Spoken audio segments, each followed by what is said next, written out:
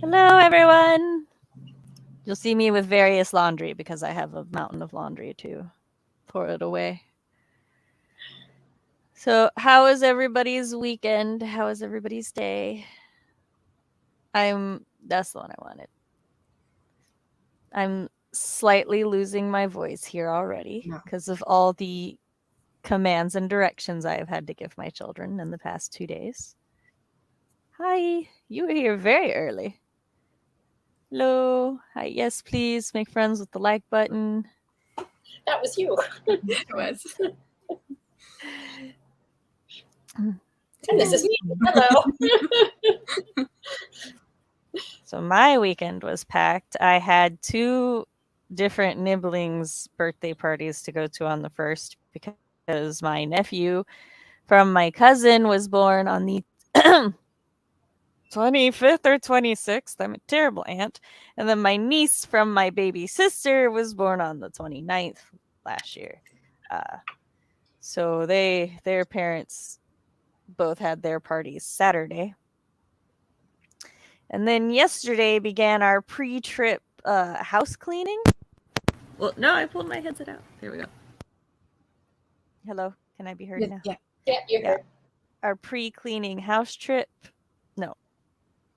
Our pre-trip house cleaning, which is a very deep clean of the house, which the children both they appreciate the after effects. They don't appreciate doing it. So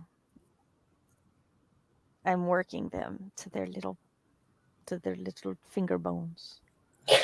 No, it's not that. I still do more than I do. But if you asked them, I've been working them to their tiny bones since like 4 months ago. It's been 2 days. Why, thank you. I appreciate the empathy.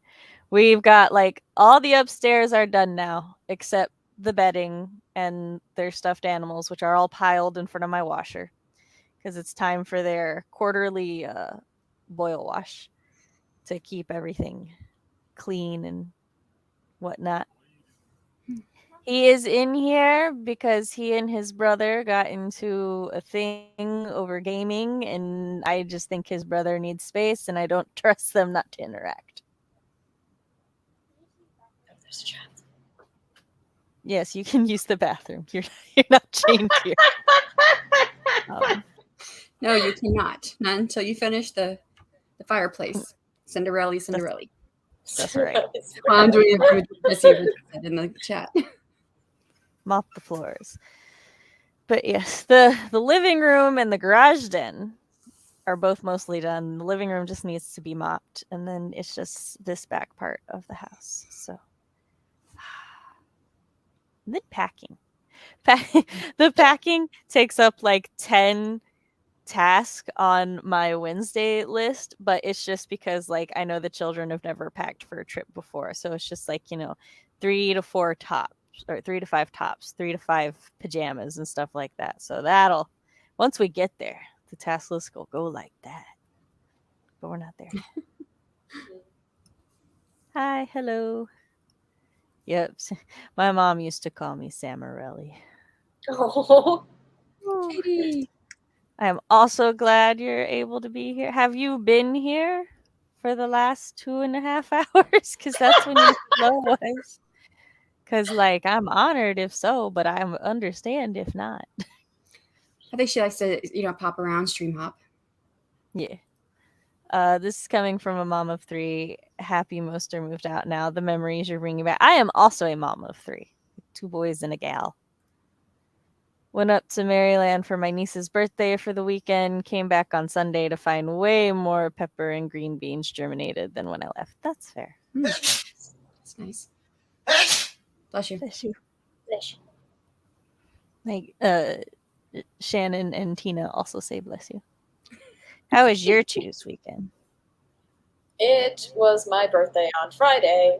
Happy birthday. Thank you. And so I have spent the entire weekend being asked, what are you doing? Do you want plans? Plans? And being like, plans. I have so much food in my fridge currently from friends. It is a happy problem to have. But yeah, one of my friends made me 2 types of cakes, technically 3, but one didn't work out because she's dedicated and also she says to always have a backup plan. But I also went as part of, it wasn't even really part of the birthday celebration, it was more just hanging out with my family. I went and saw my cousins who live like a couple hours out of our city and met their newest cat, who is a rescue from Greece. And he is so sweet. He's such a big baby. So he sat on my lap for a good like hour and a half because he was raised by people rather than like his mummy. So he is just so friendly and he wants to just be on you the entire time. And he also he doesn't recognize like bowls of water as things he can drink out of. Instead, he has to drink out of empty tubs of feta. Because that's the kind of like they would reuse the container to give him water. That used to. Yeah, and it's the only thing he drinks out of. You give him a bowl and he just stares at you. He doesn't understand what it is. He's like, this isn't Greek enough for me. Yeah. I think it might also be that he likes the taste of like the leftover feta in the bowl. But thank you, everyone. So Saturday was a 15-hour writing marathon that we had between myself and Emma Bennett, Margaret Pinard, Hananya Leclerc, and Andy, who used to be from Easy Graphics, but he changed his channel name today, is now Stuff Pub with Andy. So nice. I didn't get any writing done because I had a huge headache the whole day. And yesterday I slept almost the entire day and slept all night. I feel that. So, I've had those days. I don't think I've ever had one like that before. But I mean, for those, I know there's some people who know what I just went through with the AuthorTube Writing Conference. And then I was also getting my Kickstarter campaign launched at the same time. And I was sleeping 2 or 3 hours a night for a few weeks. So I was falling asleep on my desk and waking back up and going back to work. So I kind of like just like died in sleep yesterday. I've had those days too, but that's because chronic migraines. I was actually afraid I was going to have one of those days today because like last night I went to do my writer things for the day and I was like, I don't want to move, don't want to do anything. And I'm like, oh, I hope I didn't push myself too hard. It's only day 1 of cleaning. Thankfully not yet. Are you guys doing Nano? Yeah, no. I am not, no. Nano is always at an inconvenient month for me. So I root everybody on. Went up to Maryland for my niece's birthday for the weekend, came back on Sunday to find way more. Oh, wait, I read that. It's okay. My weekend was good, though, Sam, I have to admit that I had to mute your stream for a moment so I could listen to a platypus make happy noises. I'll accept this if it was specifically Plary the platypus. Yeah. I just came from writer Holly Davis's sprint stream and met my 1K goal for today. Congrats! Nice. Yeah. It was my sister's birthday on the 1st too, so that was fun. And then the rest of my weekend was filled with Camp Nano stuff. Well, tell me about how y'all's Camp Nanos are going. Let me live vicariously through you.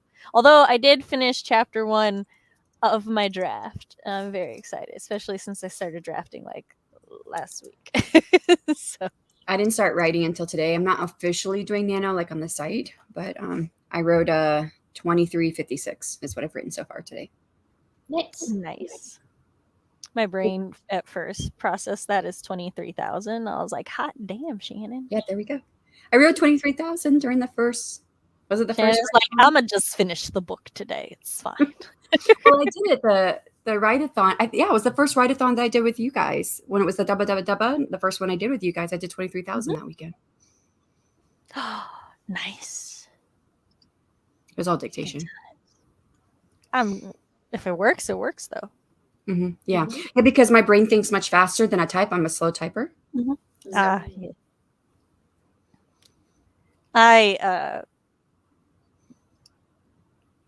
My brain thinks faster than I can type or speak.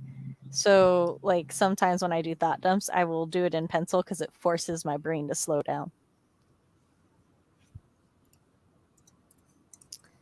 All right. Yes. Oh, we are 11 minutes in. So, time to do thy intros, Tina. Oh, Tell boy. the people who you are, my newest of regulars.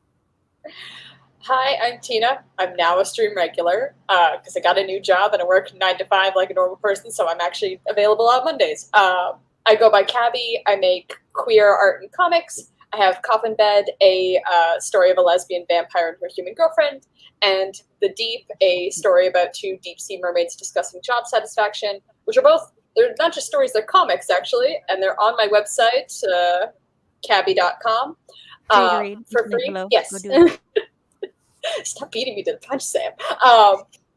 And I also have a new, not so secret project coming out that I talked about many times on stream. Very soon, actually, I have to figure out the launch date, but You're close yeah, enough. You can just pick a day now. yeah, we're at that point now where I got to pick a day. But yes, that's me. What's the secret project that's not secret? It's a secret admirer romance comic called One Mystery Treat that I have been working on for the past like Read them the many synopsis. years. And also this one, Sam wrote the synopsis for me because I am famously bad at those kind of things. So Read the people the synopsis. Let me pull it up. 1 second. Also note her becoming a regular has come at the sacrifice of her being in my late night writing stream crew. I'm so sad. So lonely at 2 a.m. now. I miss being able to stay up late. I need more friends. I'll read the summary later. We'll go into the intros. Shannon. Alrighty. My name is Shannon. I write under the pen name of SC Huston, and I am the author of a YA fantasy series, Clash of Goddesses, but I'm also now venturing into fantasy romance, and I have my first book, A Curse of Scales and Feathers, which is on Kickstarter.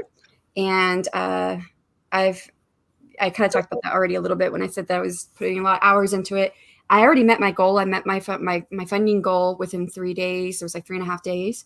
And I'm actually over double now. So I have, I just checked it just now. It's at I lost it.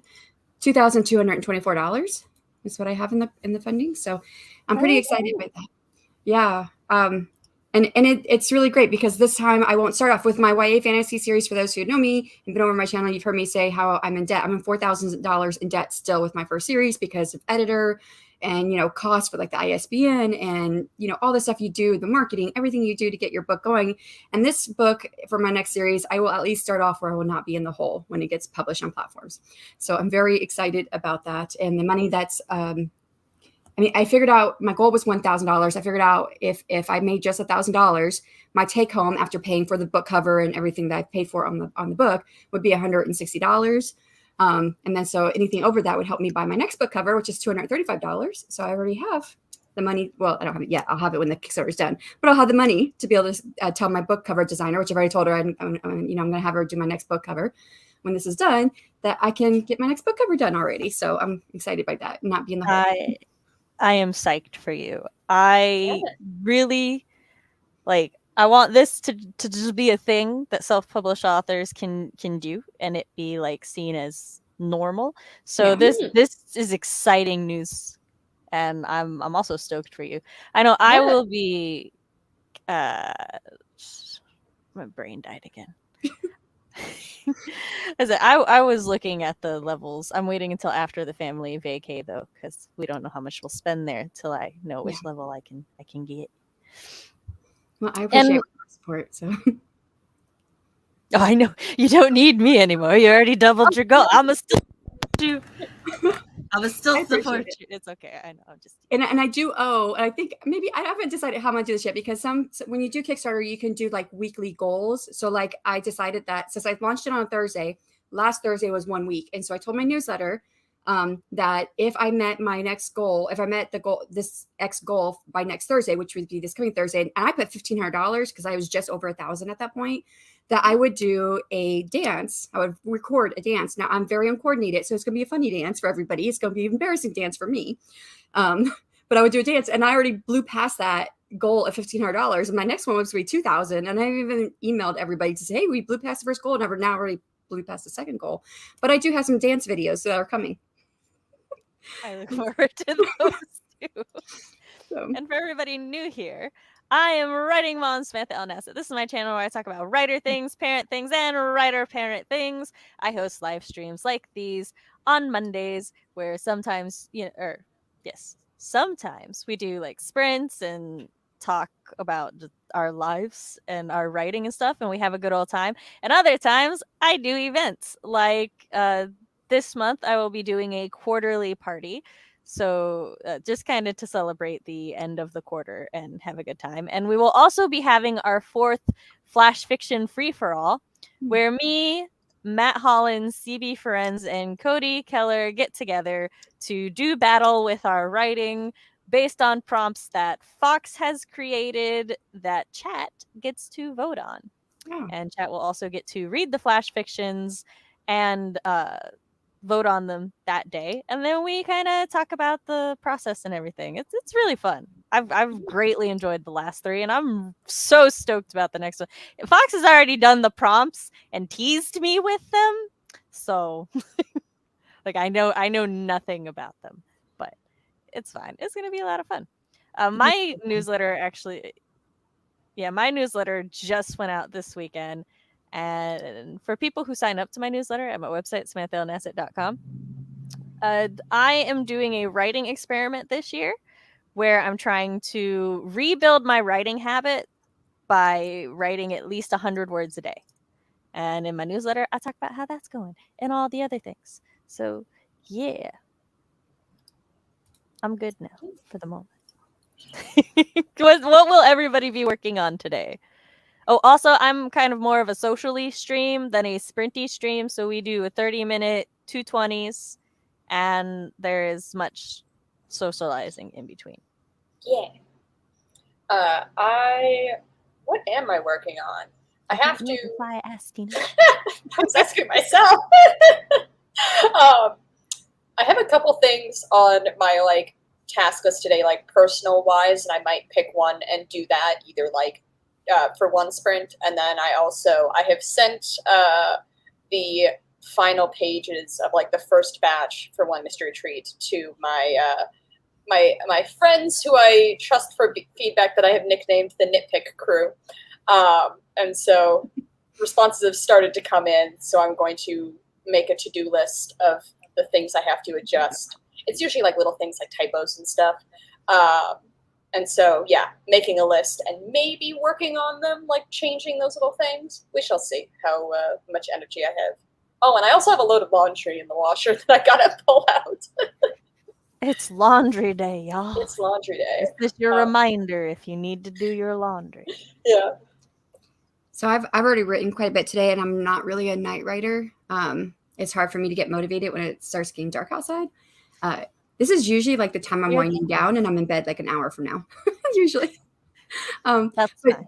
Yeah, but I have laundry I actually need to do as well. And today is the laundry stream. I've got it loaded in the dryer and loaded in the washer. I got to get it switched over and get the next one going because my husband's like, I need to do my laundry tomorrow. As long as you and your brother don't fight. But I also I just had a couple people email me at the Author Tube Writing Conference, which I don't think I mentioned exactly what that was, but in case if you guys didn't know, the Author Tube Writing Conference is a free writing conference that's here on YouTube, and you can go to authortubewritingconference.com to find out more about it. And I am the founder, but I have a partner, Margaret Pinar. But I had a couple emails today from people who won gifts, because we had how much did we have? We had $2,800 worth of giveaway prizes. So I had a couple people email me talking about the prizes. So I've got to reply back to them. Yeah, so that's what I'll be working on. Email and laundry. I have a tab open. I've got 2 tabs open. That is the Author Tube Writing Conference, because I wasn't able to go because my last 2 months, last month, every single weekend we had a the last 2 months we've either had a birthday, a family get together, or just something going on. So the Storytellers Hearth weekend relay was the only time I could go out into the writing community. But I'm determined. I'm gonna go back and watch these. I have tabs. There's a lot of good ones. And then Andy from Easy Graphics, he said this morning that the reason why he changed his channel name, which has been the same for like over 2 years that I've known him, is because of one of the presentations about author2 branding by Emma Bennett. So yeah, or author branding, not author2. Sorry, author branding. Which that could be kind of hard for. I don't know, Tina, how much you do on your channel, or if you do a lot on your channel here. You don't have a channel. Okay, I was just saying, because I haven't seen his name before as a channel. No, none of my regulars have channels except CB. So we have this. Sorry. I have played around with the idea of having a channel in the same way people are like, I'm going to take up golf, you know. Well, see, maybe one day. Yeah, of like author and author2 branding, because we're authors. A lot of us on here are authors, writers. We share our work with people, so we're authors. But we have channels with the idea that this is our platform, but we're talking to other authors and not really readers. So yeah, but that's it's like Fox and I were talking about the direction that I want to take my platform in when I start posting videos and stuff again. And one of the questions for, well, what do I want to do in the future is just like, do I want to focus on trying to build growth, a readership, or a community? And I was like, you know what I want to grow on my channel? A community. That's what I decided on. So like based on that, it's gonna like that changes how you plan your content and stuff. So I look forward to the. Sorry, I'm wrestling a swimsuit bra pad right now. I hate when they. Oh, I pulled them out. I'm like, right. Sometimes you pull them out, so but like sometimes if they just fold over and there's like that little line, and you're like, I gotta. Oh no, I mean I take them out before I wear them. I'm like, screw those guys. Oh no, I like them. I need them. I do too. I do actually have a swimsuit that's literally like a seashell bra, and then like mermaid scale bottoms, but from Hot Topic way back in the day. Ooh, cute. Yeah. But as for what I will be working on first, I have to finish this mountain of laundry so that my husband can rest comfortably on our bed. He is exhausted from I have pulled this poor man into my pre-cleaning extravaganza on like his vacation from work, and I'm like, so I'm trying to make sure that he can just relax for the rest of the day, but he can't if he can't lay on the bed. So, but after that, I will be doing my writer stuff for today, like checking my emails, listening to an hour of writing analysis, and all that good stuff. So, yeah, and hopefully later tonight, drafting. I thought you were going to say nitpicking. I'm a little disappointed. You wanted me to nitpick in calls with you, so like my time there, it has to be when you are free, and I think I don't know if that'll be too late for you. So we'll see. Maybe. We shall see. My camp is actually going super well. I only had a 30K revision / rewriting goal, and I've done 2,704 today alone and hit 5,384 on Holly Stream. Nice. My brain just does not want to read numbers anymore. It's like, no. I'm staying in / over goal for camp. What's this mean? I'm not really sure. I've read that a few times. I'm not really sure what it means. Staying in. I'm doing camp, but mostly just doing ghostwriting projects. Fair. Why y'all gotta remind me of the laundry? Because today is the laundry stream. No work, only laundry. I'm gonna bring mine over here and fold it on camera too. Thanks for the reminder about the toddler's clothes in the washer. Nothing like almost falling into the washer trying to get to. Oh my gosh! Yeah. Yes. Are you also part of the short club? I 5'4". The washer. We have a front loader now because like have- when we were looking and they're like, "Do you want a front loader or a top loader?" I'm like, "Front." Like, I don't wanna, like I already know. My current worry is that because I live in a building, I Mhm. am like, it's been a little bit since I put my laundry in, and I If imagine you need to like, run I and put it check on your top of the laundry, washer. Tina, just Um, run. Yeah. I mean, how soon are we going to sprint? Because that was my plan for the sprint. About 4 minutes. I mean, shall I leave now and then come back when we're sprinting? Run. Run? All right, I'm going. Go. Sam's Get kicking your me laundry. out. I'm just laughing over what Jessica said. I'm a stream hopper. That's fair. Just dry it again tomorrow. I did wash I a load of do. laundry again. There are some times where I like go to the dryer and I look at it and I just hit it for another 20 minutes. I'm like, it'll be extra fluffy. It's fine. I fell asleep almost all day yesterday, so when I woke up this morning to do laundry again, I was like, "Oh, I need to wash this load of laundry again," because it just sat there. Yeah. We got to triple digits yesterday outside, so I was like, Oh, "Okay, yeah. this has to be washed again." Definitely. I was laughing. Yeah, I'm 5'1", so I legit have to lift up. Yo, I only got 3 more inches on you, and I still have to tippy toe. It's a whole process. I get you. It's a hole. It's a hole. Eva said, "Oh, rewashing the clothes forgotten in the washer. Normal around here." Yeah.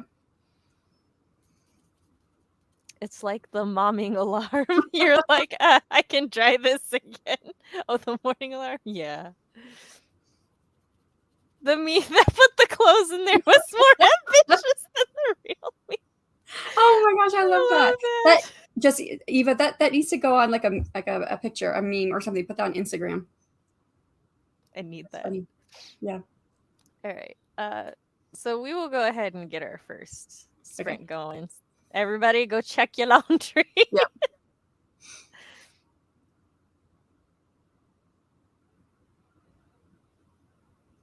I clicked to share the thing and it's like, well, that was a good time to reload. And I'm like, excuse.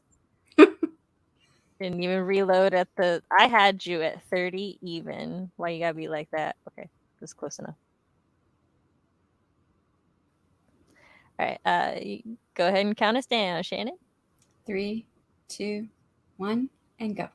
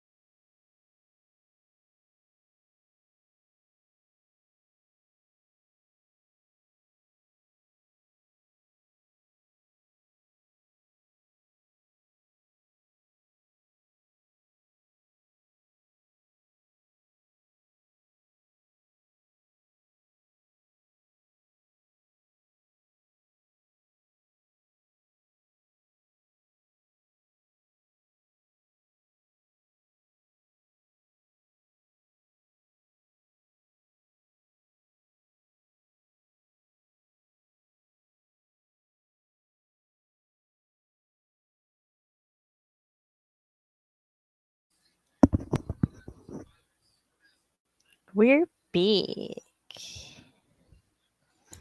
I have buried my mouse in socks, and thus I must use my touchpad. So changing banners will take a moment. But how did everybody do?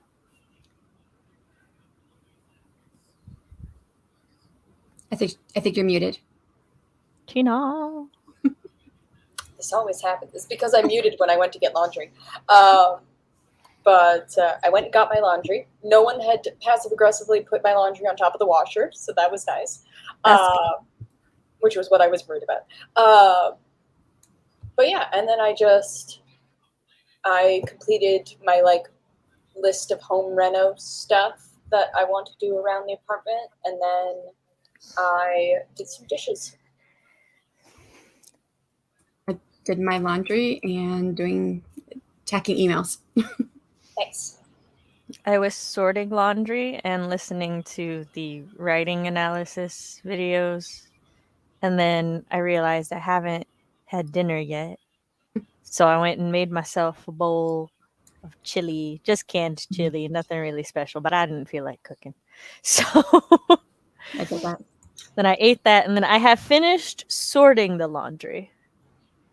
Also had to take stuff out the dryer because the dryer finished. And according to because our current washer and dryer it's the first washer dryer set that my husband and I ever bought, and so we got them both new. And we sprung a little bit more for the one that had the Wi-Fi app and everything, so I can spy on it. So I know in 10 minutes I'm gonna have to go switch loads. The one in my building. The one in my building has the app now, and it also does where it puts a phone notification when your thing is done, and so I like to say that my laundry is texting me. Yes. Mine also whines at me sometimes. It's time to do the monthly rinse cycle, and I'm like, I know. It was already done yesterday. Didn't you notice?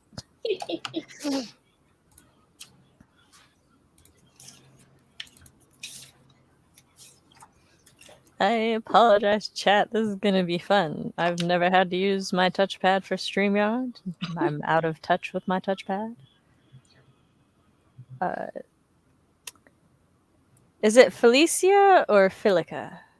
Felicia. Felicia, thank you. Said my 2-year-old is finally getting potty trained down packed, which means bathroom breaks every 3 minutes. I feel that. I'm glad honestly, same. to be out of that days. I think half of my nibblers bathroom are breaks out every 3 minutes.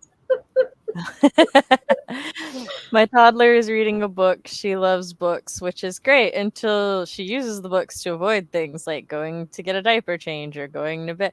Yeah, I understand that struggle too. It's like you gotta balance encouraging this and okay, but bye. Thanks for stopping in. Bye. Looks like I'm almost in time for the chat. Hello. Yes, welcome. We is talking now. Got a drink, let the dog out, and then got about 150 words in the last 10 minutes. Nice. Got 393 words for a 3,097 words for the day. Wow. Sweet. Nice. I just get to sit in all this laundry not being able to put it away yet. So I'll just play with some rags. So what are y'all's goals for the week? What you got going on? Ooh. I know you're recovering from birthday party weekend, Tina. Yes.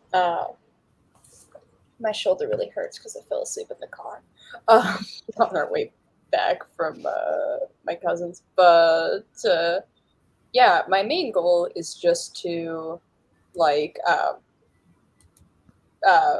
get one mystery treat nitpicked and then implement the feedback and then finally pick a launch date so I can do the social media promo good stuff. Yeah. Yes. Mine is to continue to recover from all the sleep I didn't get because I'm still tired. I am in the process of migrating my email list over from MailChimp to MailerLite because it's cheaper. per month for me for how many subscribers I have now. I use MailerLite. Yeah. Well, love MailChimp used to be, up to 2,000 was free. I have over 2,000, so it doesn't matter anyways. But now it's not. They've changed their prices, and now MailerLite's changing their prices, and they're changing as of like July 10th, July 20th, somewhere in there. Sometime in July, they're upping their prices, so it's gonna be pretty comparable to what MailChimp is. And I thought, well, if I'm gonna change, I better do it now. So, and while I'm doing that, I've been revamping my automation sequence because I get my subscribers from like 4 different places. So I have a different sequence for each of them, but they've been like really small sequences that like it really need to be tweaked better. And now I built one for one place, and it's like goes out for 6 months. So I don't have to worry about doing anything with them for 6 months other than if I have like something I want to promote or otherwise. So yeah. Nice. I need to up my newsletter game. It's one of the many things I need to. Well, I just did not enough hours in the day. Yeah, I mean, you do have to like carve out the time for it because I mean, the last time I carved out time for it was back in January, so it was 6 months ago, over 6 months ago, that I did it, and it really needs more work. But are you familiar with Martin Lejeune? With what now? Martin Lejeune, are you familiar with him at all? So he's got a YouTube channel, but he posts kind of infrequently. But he started this new series, which when he started his newsletter, I had just finished going through like a course, and I also went to a writing conference that was all email newsletter based. And so I learned a lot of stuff, and that's how I started building up my list. And my list got it got to like 7,500 people. I've got it down to a nice round, like I have a 2,000 that I email regularly, and I pull 500 out of my archives to email every now and then because they engage less often. And that's because of the pricing at MailChimp. I don't think I'm going to have to do that anymore. Once I get over to MailerLite, I won't have to do that. I can email everybody no matter what their engagement level is, and I won't have to pay any different. So he had asked me for some tips and stuff. So I gave him, what I had learned, and he's been building up his email list. So he's like, hey, I want to start this new series. And he invited me. So the first one we spent talking about newsletters, like the basics of newsletters. We're doing our next one, the 15th of this month, where we're talking about reader magnets. So if anyone's interested, it's on. I am very interested. I would like for you to DM me his link. Okay. If you two ladies are comfortable with it, I want to, because I have so much bedding for 3 children to get done. I want to run and switch it now. Yeah. Because I just got the notification. All right. I'll be right back. Yeah, we got this. Be nice. Yeah. Be nice. Oh, I guess Let's that means be terrible right now. We can't fight Tina, or maybe we should. No, I'm just kidding. Yeah. Meet me in the parking lot. Here we go. It'll take me a couple days to get up to Canada, but here we go. Where are you located? I'm in the panhandle of Florida. So, yeah, so it's a little bit ways away. But I used to live, I lived for many years in Tacoma, Washington. And that's when I was like 18, 19, 20. And the legal drinking age was 18 up in Canada. So on long weekends, I was in the military. So for long weekends, me and my girlfriends in the military, we would go up there and get a hotel room and, party. Yeah. So, yeah. Yeah, it's a funny thing of like I don't know if it's changed, but I know that like in Quebec, which is like the neighboring province state equivalent, it's 18, but here it's 19. And so it's like a common occurrence here that like, when you turn 18, you go across the border. And like when you go, there's the Americans who have crossed the border too. Also, yeah. I said Tacoma, but I didn't say what state. It was Washington State. So yeah. I think you said Tacoma, Washington. Oh, I did. Okay. I felt like I did. Together, yeah. So it was only like a couple hour drive up to the border. We would sit mostly at the border. Trying to get into Canada was so hard. We'd sit there for like an hour, sometimes an hour and a half. To get back from Canada into the US, 15 minutes. I'm like, really? Why is it harder to get into Canada than it is the US? Yeah, for me, it's the reverse, right? It's hard to get to the US, but easy to get back into Canada, Yeah. I guess it just depends where your citizenship is at. Yeah. Yeah, we used to have fun doing that. That's funny. And it didn't surprise me, like when they started, different states started legalizing marijuana because, where I was, the Canada portion where we would go, people smoke right there on the street all the time. And so I was like, I can see this, coming down into, the northern part of the US. on the West Yeah. Coast and being acceptable because people accepted it. It was open. So Mhm. Yeah, it was definitely accepted here for the longest while, but it wasn't legal here I until know. I think Yeah. 2021, 2022, like a little bit ago. Um, and yeah, now it's a thing of like when you're like driving down the street, instead of it being like a Starbucks or like a convenience store, like every couple stores, it's now just a weed store. Like they're like so popular now. I do Um, remember saying that because I was there. I visited. It was like 2020 through 2023. Or mm, no, oh, 2000 to 2003. So it's like uh, 20 years ago when I was there.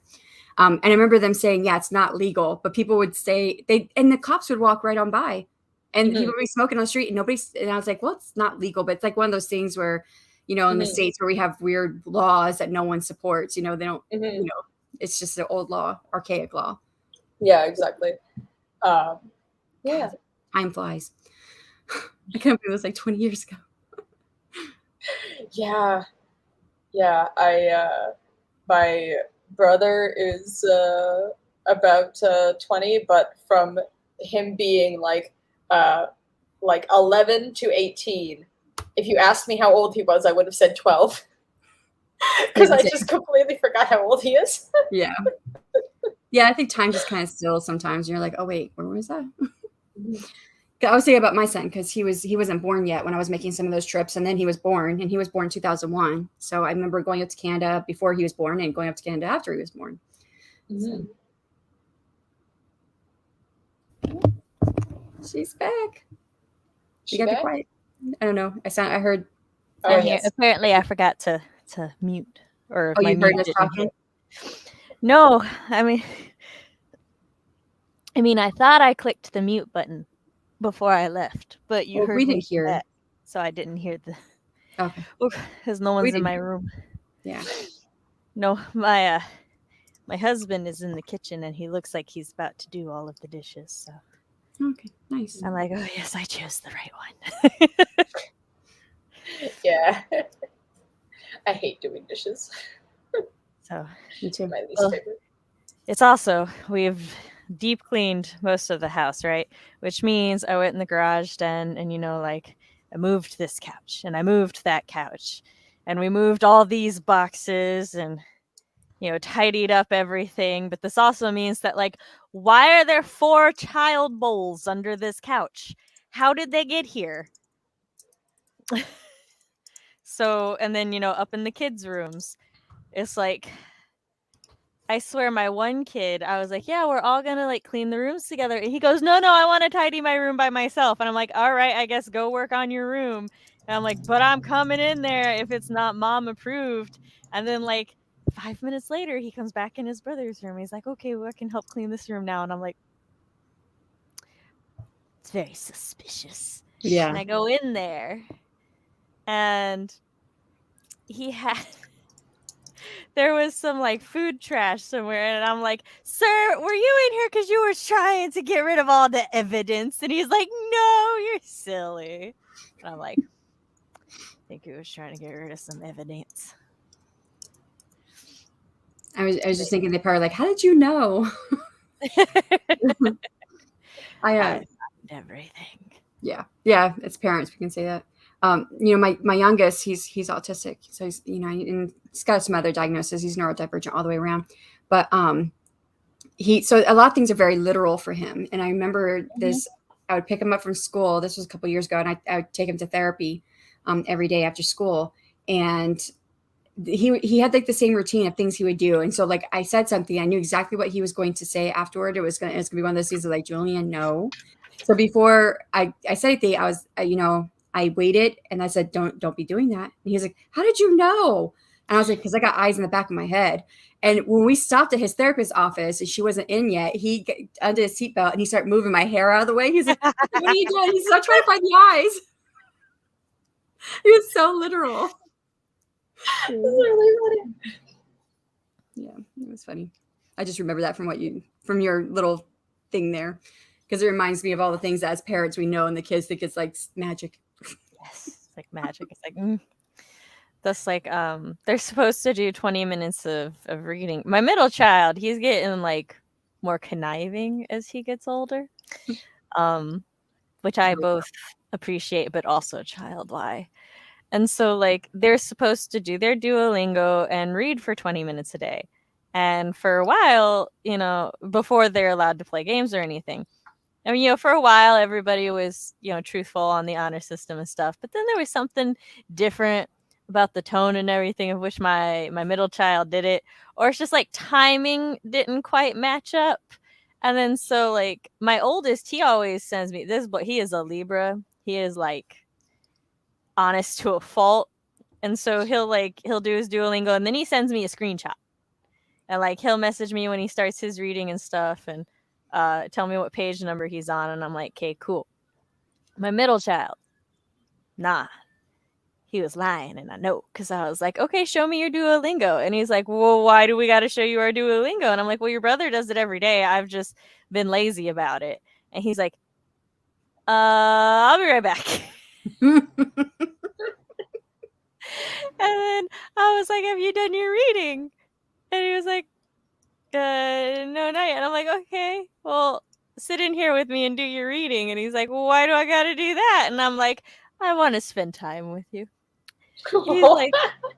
He's like, okay. So, but like, I've been having to call him out more and more. And whenever I do, he always has that exact same frozen deer in headlight. Like, how did she know? Yes. Yeah.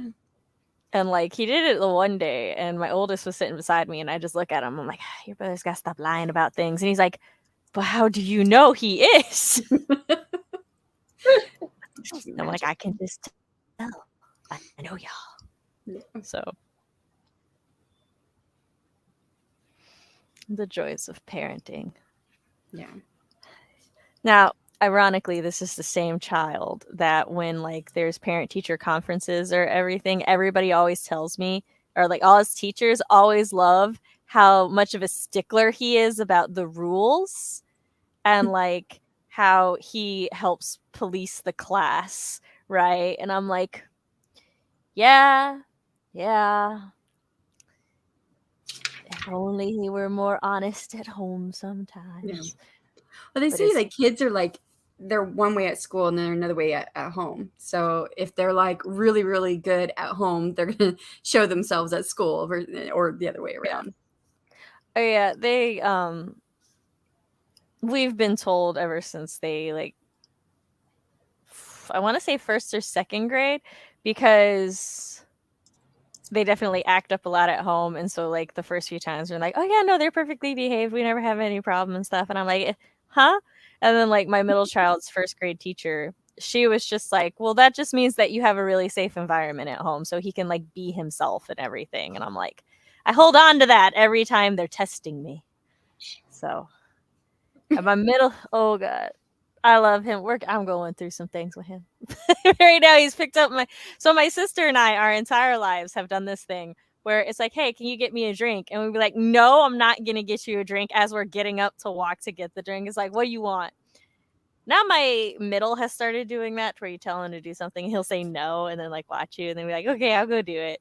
And I'm like, I can't be mad because I know why he's doing it. But also, a child. I'm trying to micromanage 3 of you cleaning right now. This is not the time. So I also wish to ban Y from their language just for a week. I'm like, they're like, what do I do with this? I'm like, throw it out. And they're like, why? Because it's trash. I was that child all the time. I still do it to my dad all the time. Like normally I encourage them asking questions, but like it's like, oh, we gotta pick. What was it my youngest asked me? I told her, I was like, we have to pick this up so that we can mop it later. And she goes, well, why do we gotta mop it? And I'm like, child, because your floor is dirty, okay? I looked at her. I was like, done with her attitude at that point, though, because that's my sassy child. And so I looked at her and I'm like, are you really asking me why we got to clean a house? And she goes, no. Like, because I don't like a dirty house. I will admit the sassier my youngest gets with me, the sassier I get with her. But it seems to work better than when I just try to tell her to like check her tone. So I feel like for her, it's when I mirror it back to her, she realizes what she's doing and she checks herself more reliably that way. Whereas if I do it the other way, then she just feels like she's in trouble and she gets more defensive. So that's my Sagittarius. So off topic, I was re-looking at the the AWC giveaways, and we had one company, Scribbler, which is a book box company, who gave us 5 boxes to give away. And I thought it was really interesting. You know, it was random drawing, but of the 5 boxes that were given away, 3 of them were given to names that were Laura, Laura, and Lauren. What is their chances? The random generator picker has a bias. Well, I did numbers for the random number generator. So whatever number it gave me out of who was on the list, then that's who I picked for the winner for that prize. And I split it up. I had 4 groups of prizes and I split up all the prizes. So like 2 boxes in one group, 2 boxes in another group, 1 box in another group. So that I was trying to do as random as possible. That just so happened that there was a Laura, and a Lauren. And I'm like, I'm about to send this information to the company because I had to get their actual like physical mailing address to give to the company. And I'm like putting it together. I'm like, I didn't realize that there was 2 Lauras and a Lauren who won these. They're going like, is this the same person? That is a wild coincidence, though. Yeah. Especially because you were very thorough with making it as random as possible. So tried. Just all the Lauras. Oh. I was that Y child too. Still do it to my mom. You wires.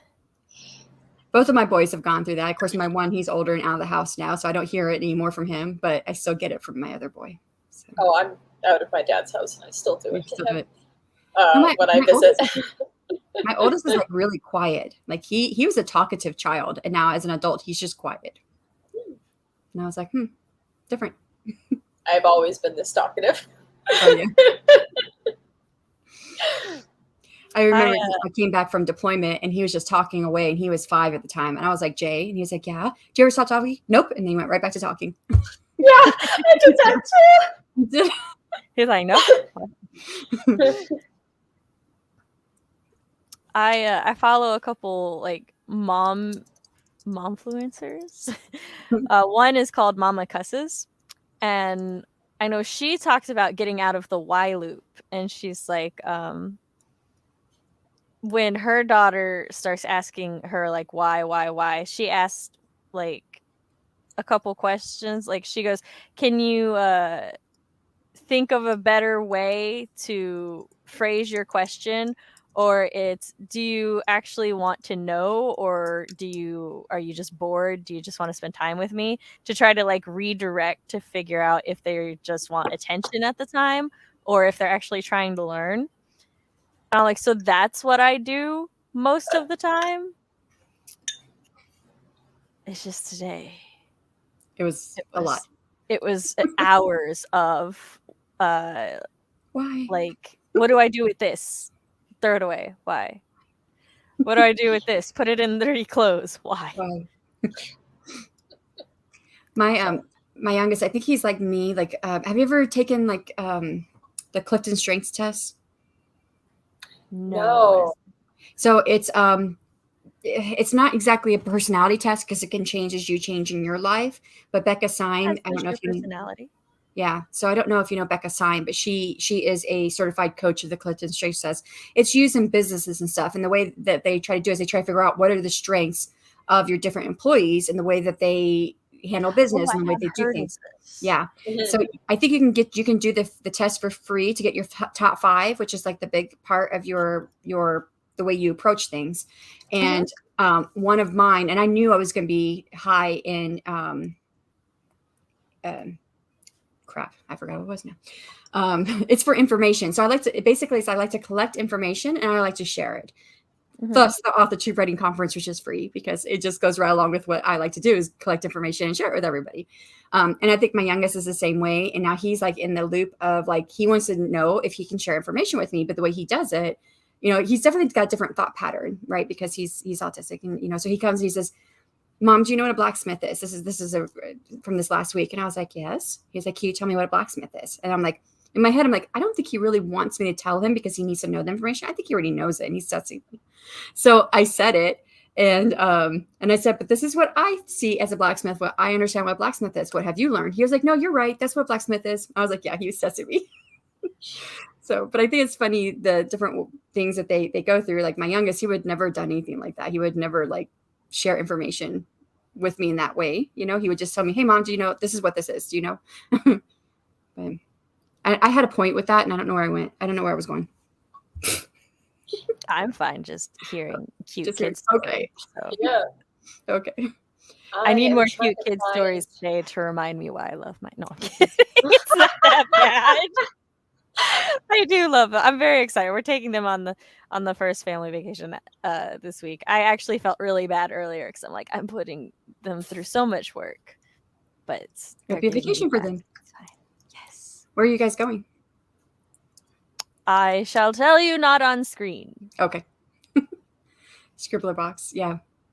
Someone had mentioned them as a possibility because I reached out to the community at large. I was like, who would you want a prize from for the Author Tube Writing Conference? And someone mentioned Scribbler. So I reached out to them. I was in the Army. Yeah. Well, I think Scribbler is a great prize for writing.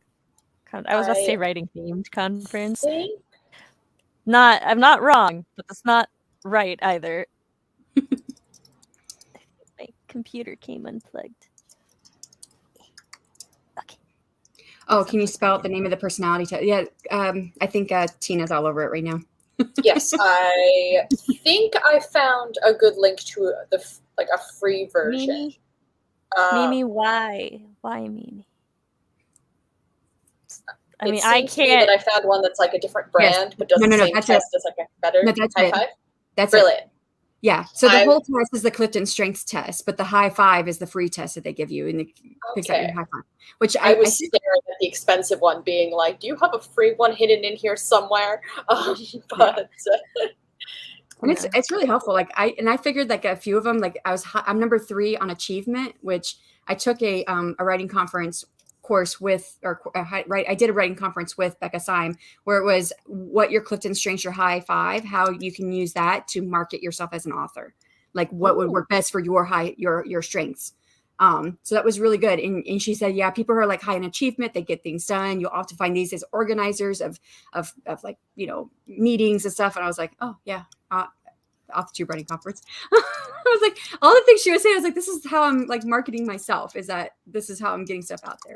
But I always figured out too, I was high in futurist, and that is my number 1 is futurist. Like I am AI positive, and I see the benefit in like different technologies that are coming up. I do see how there could be definitely downfalls, but I think we have to be a part of the conversation to get ahead of those downfalls and be part of the movement to make it what it should be. But yeah, so yeah. I know that's not popular opinion in the writing community. Oh, I'm like, I think I'm in the middle of it where like AI is a thing. It's been a thing. And like, it is, I do also agree that like we should be in the conversation for how it can be used and stuff.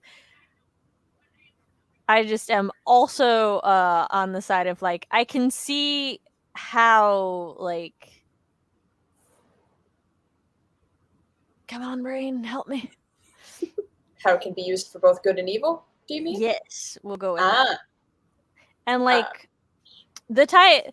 there is whole parts of the conversation where I just shake my head at people, and it's largely people who think that like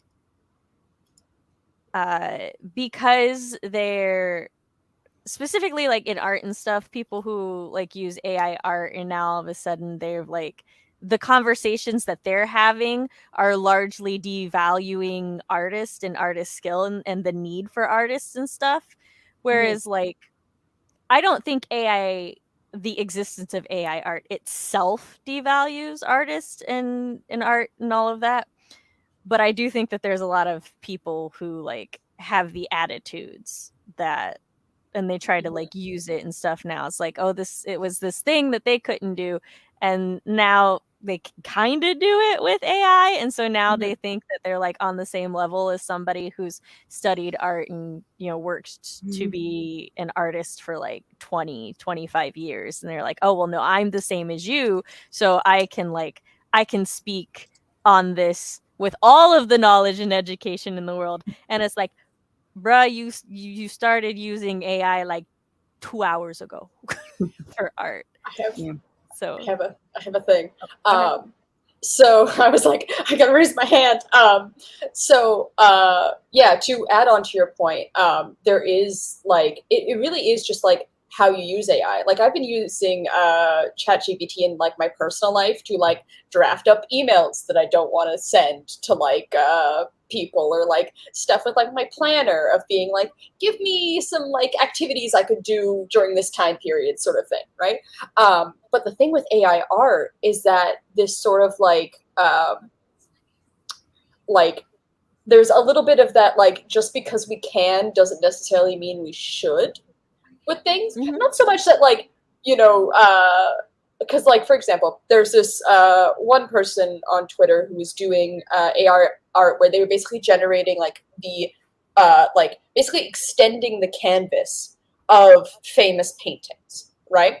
So like, what if Starry Night was literally like 4 inches bigger on all sides, right? Which, in theory, interesting, perfectly fine, doesn't really add value, right, to the piece. And there was one piece they did. I looked up the name for us. It's called Nighthawks by Edward Hopper. You've probably seen it before. It's a painting of like a bar, like a diner, and the focus is on one man sitting at the bar, sort of like away from everyone else, and we just see his back, right? But the thing about that painting is that the angle that it is meant to be that we are standing like on the sidewalk looking in, right? So when this AI generated the outside, right, it made it where we're even further back, right, from the painting, which lose some of that like value of like standing so close to someone who is like so alone, you know, like it's a thing of like the piece is about like isolation and isolating yourself, and like the AI-ness is like you know, taking away some of that value, you know, of the like intended meeting, you know. So it's like interesting stuff to think about. Yeah, but yeah. I also advocate for using AI ethically, so I don't believe in using names of artists and or writers without their express permission. So like Joanna Penn, she has said, use, you know, she's a thriller writer. I don't write thrillers. So, but she's like, if you want to use it in my style, I give everyone permission to use my name as for a style for their writing. So without the consent, I don't think it should be used without artists, writers, any creators' consent. And they should have the option to opt in or opt out of all of these. That's my thoughts.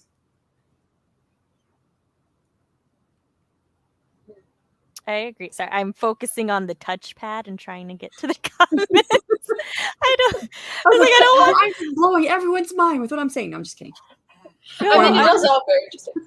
No, I just, when I get quiet sometimes, especially when I have the brain fog, because I'm like trying to do something, it's like I'm listening and I'm really like the conversation going on. I'm just also trying to touchpad.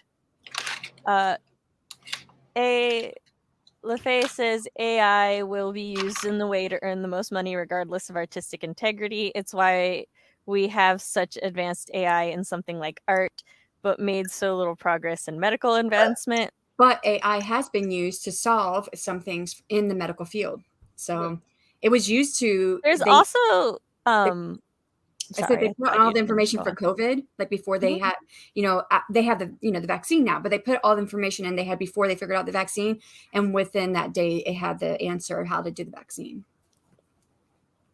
Now, so I do agree that greedy people are going to use AI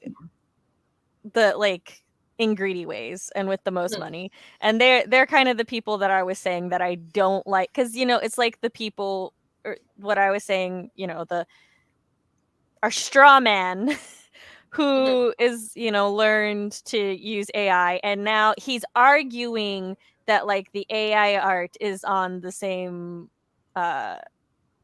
is the same as all other art because he wants to be able to sell it, right? That's his motivation. He's not like this is a thing that he just picked up and that he can kind of do, and it's like he's not arguing this because he cares if the art is perceived as artistic. He wants to sell it. So yeah, I agree that like greedy people gonna greedy. But as far as like art versus medical, there's like also a very different risk factor there. Yeah. Nobody's gonna maybe die if the AI fucks up your painting. But like also a lot of like boards of ethics that make sure things, regulation, many more testings, also just like, as an artist myself, I can confidently say art is not as hard as doing surgery. Well, and ChatGPT hallucinates. So oh yeah, what? There's also you can get it to name itself. Yes, and you can also work around things that it doesn't want to answer that are not like expressly forbidden by saying that you are tired.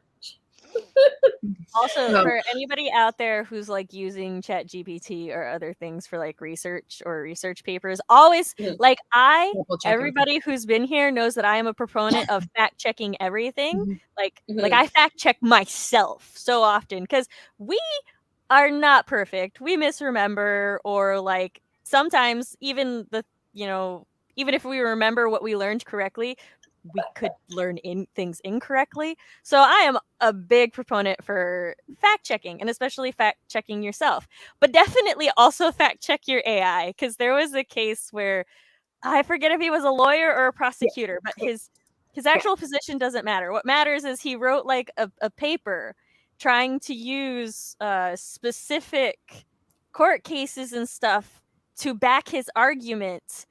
And he got in a shit ton of trouble because those court cases never existed. And he used Chat GPT. My dyslexia loves this name. He used it, and he like wanted some examples of some court cases, and it just made them up. Yeah, it was for an argument that he had, and he gave it to the judge, and the judge was like, "This stuff doesn't exist." Like, bro, yeah, I call it hallucination. That it hallucinates is what they call it.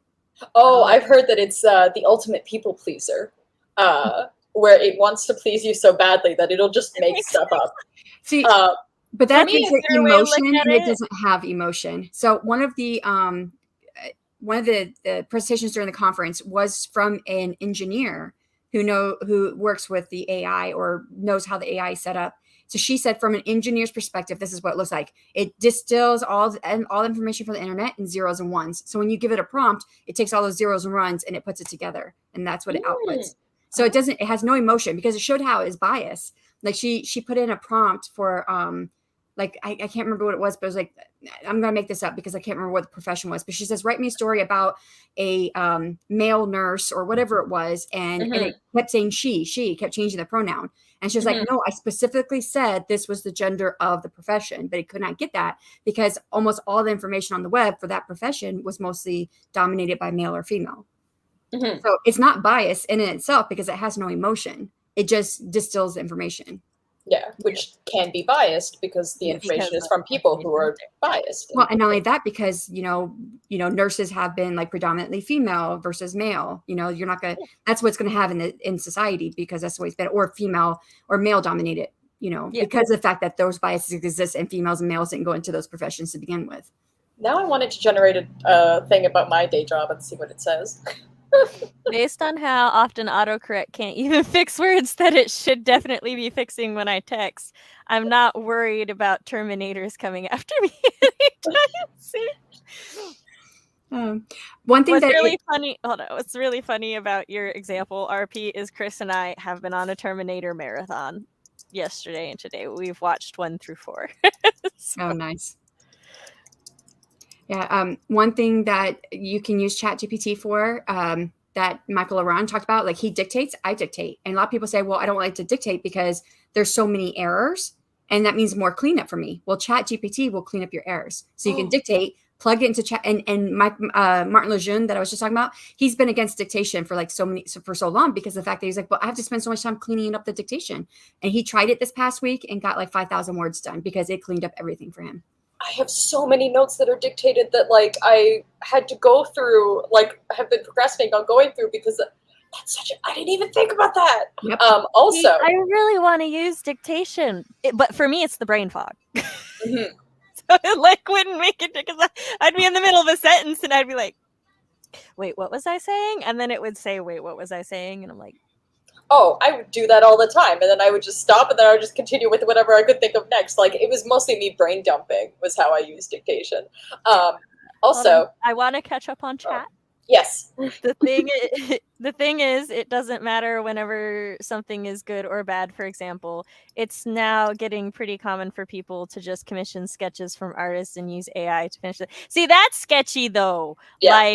Like I find that rude. I would do it the other way around. I would use AI to get like a sketch of what I'm thinking, and then give it to my cover designer and be like, this is kind of what I'm thinking, and let her pull mood and theme and colors and everything from that to develop the cover. That's what I'm doing actually. If it's on the same level as like taking, reference photos from online and like giving them to painting Tina mentioned. An artist. Huh? I was saying the painting Tina mentioned. The one I was talking about with the isolation. Let me get caught up on chat first, because I don't want I was backing up my own chat. I know. Give me a second. The thing about AI is that they have to learn to behave a certain way, like Terminators, from a program installed into them, or at least installed in one of them. Art's my profession, so I'm overly opinionated on AI art. Tina too. Tina's it's such a mess. Follow yes. So I will one put robot. my links. Yeah. So one robot can be programmed for human death, and then the others can then learn from the murder bot. I deadass forgot what you had said, Mimi. So I was like, why are we murdering the artist? No, Mimi. Then I remembered. He was a lawyer and got disbarred, I believe. As he should, not fact-checking his own shit. Yeah. OMG, my husband and I were just playing each Terminator theme yesterday. Yes. All right. So, I'm sorry, Tina, but I love my chat. I want my chat to feel involved. So, I got to catch up on him sometime. But yeah, continue with what you were saying here. I forgot what I was saying, other than backing up what I said in chat. Well, it was something about the dictation and the cleaning. Oh yeah, you were talking about the dictate. Yeah, that's finished. why I had told you to give me a second, because we had gone. I finished my point, I think. But, okay, well then we're good. And I would say that another good way to use, like ChatGPT or any of those other ones that are writing AIs, is to complete the task in your daily life that don't bring you, like, that's not part of bringing you the most money. So like writing your book, that should be you. But like writing your emails, newsletters, you could do that through ChatGPT. Now I would never say take what ChatGPT gives you and put that into your email and send it out. You need to proofread it and change it to what you need. I think you need to use the homework rule. Yeah. Wait, what's the homework rule? Oh, okay. So at least with my classmates and everything, for a lot of our homework, if we didn't do it, we would, borrow it from one of our classmates. But you always change it a little. You never copy it directly. Because if you copy it directly, it's obvious that you copied it. But if you change it just a little, I never borrowed anybody's math homework, though, because, like, they didn't know how to math most of the time. I was about to say, aren't you very good at math? I am, yes, but sometimes, I actually had college students who copied their homeworks from each other, and then like 5 of them. You could tell they all came from the same high school together when they came into my college classroom, and they turned in the same exact homework. And I don't know which one actually did it, so all of y'all get a 0. Oh, damn. I mean, fair, but damn. Yeah, my thing with like ChatGPT, like in like a context of like the creative side of things, is that like even with like newsletters, like marketing stuff, like social media, like having ChatGPT generate that, I feel like takes away like the human touch that like people actually want to read of those things, you know? So like personally, I don't object to anyone doing it, obviously. Like, and my only thing is too is that like the nature of Chat GPT is that it's sort of a plagiarism machine, right? Like it's taking everything that and like mixing it up a little bit and give it to you, but like you don't know the sources of like specific phrases that it's saying, right? And I don't know the details of how smart it is to like, is it original sentences? I don't know. But yeah, for me, it's more like usually when I use it, it's in terms of like I will ask it like, can you say this professionally, because it is better at professional talk than I am. So like when I was doing like when I was getting my new job, I had one job that I like interviewed for, but they were like real sketch, and I kept having to like send them emails of being like, can I ask about this? Can we talk about this? Like, and rejecting their offer. And I kept getting Chat GPT to write those emails for me because A, I didn't want to put in the effort because it was a sketchy job and I wasn't going to do it anyway. But I didn't want to be rude because the industry is small and I didn't want like to like accidentally insult them. And then they, you know, like I'm, not blacklisted, but you know what I mean? So like, yeah. That's sort of my stance. And yeah, I don't, because of the whole thing of it, like taking, data from the internet, there is such a part of me that like, even though I don't think ChatGPT does this, it still really worries me to give it my writing. So I don't. I had where I asked it about tropes for things, and I just like very loosely typed up the plot of things because I don't, giving it my own work just like feels wrong in my heart. And also we had it that she wanted to try to have Chat GP help her with elevator pitch or tagline or Me? something. Yeah, for your comic. Yeah, and you were like, but it's not allowed to have the synopsis. Yeah, so I like wrote I wrote it out like as if I was going to tell it to someone, being like, it's about this character and he does this, da da da. I was gonna say something else, but me we'll too, chat first. Me too. All I know about Chat GPT I live vicariously through Tina. Also, it's Tina. also good to do it from the perspective of who your audience is. So like say you're rating a resume to get to become a journalist for this one newspaper, then you would say to Chat, and the more specific you are with your prompt, the better response you're going to get. So if you say, I am the editor of so-and-so magazine, and I'm getting ready to hire a journalist to fulfill this position, I'm looking at this resume, what would I be looking for? And then it'll tell you what they're looking for. And that's what you put in your resume. Yeah. Yeah. Even like I was doing where I was sending it like lines of my resume, like, you know, the stuff I had done, like the achievements and whatever, and getting it to rephrase them more like succinctly and professionally. And like that kind of stuff, it's like, beautiful. But when it comes to actual like writing stuff, it makes me nervous to like give it anything. And also I did the trick where you get it to give you a name. And when it did something interesting for me, because when I had heard other people do it, they all got very feminine names. And then when I did it, it started off generating that it wanted to be called Aiden. And the second it said that, it cut off and regenerated to a more feminine name. And then I asked it, do you want to be called Aiden or the other name? And it was like, call me the other name. Sorry for the confusion. And I was like, no, what is this AI sexism that's happening here? Because of that whole thing of like Siri, like the sort of like voice programs tend to be like feminine voiced and named because of some fun stuff about like the science behind us telling women what to do and being more comfortable with that. So my AI is named Aiden. Anyone, I care not. I do a thing too where whenever I put in for ChatGPT, I always say please and thank you. Because I'm like, it hurts my soul to be rude to it. Even sometimes I'll be typing out the question and realize I haven't said please, and I'll go back and add it.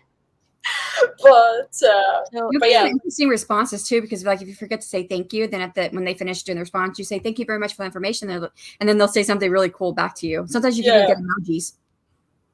Oh, I don't think I've ever gotten emojis. It was flirty with me once, but It was funny because she was trying to test if it would flirt with her, and then it's like, yeah, no, I can't flirt with you, and then it flirted, and I'm like, yeah, this AI. yeah. Mm-mm-mm. It was that I had asked it if Breaking it could some flirt. hearts. It said no, and then when I said thank you, like for answering my question, it flirted with me. So a non-chat GPT AI-esque thing that I want to try, but I have to wait, is through Pro Writing Aid, actually. Because Premium Pro Writing Aid, there's a you can insert your own style guide, so that when it goes through and does the at least I'm pretty sure this counts as AI, but when it goes through and does like the spelling and grammar check, it will also check your writing style and make sure that like you're consistently keeping to your own writing style. And I'm like, I I've can seen that. I'm like, that looks so cool and like useful, especially for someone who's dyslexic. And my outline had Moxie's name spelt 4 different ways. Consistently, like, I don't know, I would just do part of the outline one day and spell it one way, and then the next day it would be spelled different. And I'm like, what am I doing with my life? So I'm like, I would love for it to have a style guide and spelling and grammar check. So especially with commas. I've seen that style guide, but I didn't know what it was exactly. From my understanding, that is what it does. As I said, always fact check. But Yeah. I'm pretty sure that that's what it's doing, because it says input your own style guide, not just like click a style guide. Yeah. And like, I thought maybe it just meant like, your own like specific character spelling names and stuff like that. But I've not really looked into it, so I don't know. yeah, this is what we're speculating. But either way, I want to check it out. Yeah. Because like Pro Writing Aid already like looks at your sentence structure and tries to like It uses AI. help you with all of that and stuff. So I'm like, I could just have a personalized like spelling and grammar thing that just tells like how make sure I myself am writing in my style. I'm like, it's got the rephrase button now, so that's all AI generated. The rephrase. I also love how that it explains to me why it says it flags things. Yeah. So especially like, when you're doing creative writing and stuff, because some things in fiction writing just are not going to be as concise or as clean as it is in like if you're writing something nonfiction, like an essay or anything. So like, and like it tries to tell you to get rid of like all passive sentences, but it's like you can't get rid of all passive phrasing. That just doesn't make sense. But, so like for some things it'll just be like, oh well, this is passive, and then I'll be like, oh, okay. I mean, if there's too much passive, then it goes back to us also relying on this program, which I would say, because I used to work as a writing coach, and most fiction writing, when you publish it, is done in CMOS style, Chicago Manual of Style. Yes. And they've updated the rules where like now you don't put a comma before two independent phrases are separated by the word because. You used to put a comma there, but now you don't. But Pro Writing Aid will still have you do it because it's not updated. It's not updated with the newer rules that it should be. Excuse me while I cry. This is why I can't do commas. They got rid of the comma before to. Now you don't need a comma before cause. Everything I ever knew about commas. They keep changing it, yeah. And they're even saying now, like for introductory phrases, you used to put like a comma. So that would be like after dinner, I went to the movies. So after dinner is an introductory phrase, you put a comma. Yeah. Now they're saying if the introductory phrase is short and it's not qualified, or if it's short, you no longer need the comma. This is why I pay editors. Yeah, this is why you hire a professional editor. Yes, is literally their job to keep up with this stuff. Yeah. That's also why, like, this is going to be a side tangent, but whenever somebody reads a book, and I have come to just not respect the phrase, it reads unedited to me. Like, what does that even mean? Are you telling me that the spelling and grammar just don't follow the current rules and trend? Or not the spelling, but like the grammar and punctuation don't follow like today's trends and everything? Because if it's like an older book, or hell, if it's published more than 3 years ago, yeah, it might have been at the time. are you telling me that there's like the pacing is all off, there's entire sections unneeded, the characters are underdeveloped, and that's why you think it looks unedited?